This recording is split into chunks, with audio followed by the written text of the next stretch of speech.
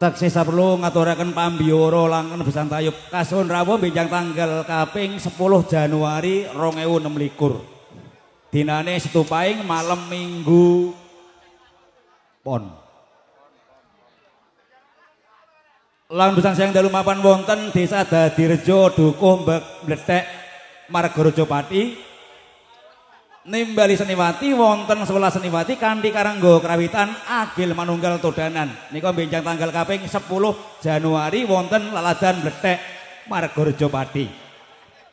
Nanggone Bapak Baliono te Pak Weleng nika benjang tanggal kaping 10 Januari. Manggen wonten Dadirejo Blethek Margareja Pati. Nimbali Seniwati wonten 10 Seniwati kanthi karangga krawitan Agil Manunggal Todanan. Aja lali nanggone Pak Baliono Pak Weleng nika priyantune Pak. Ha nggih.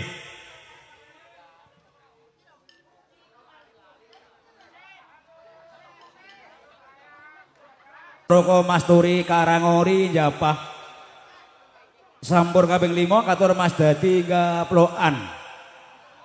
Sampur kaping 6 katur Pak Harsadi Dangkluthuk, 7 mangke Pak Cupet Ronggo Jaken.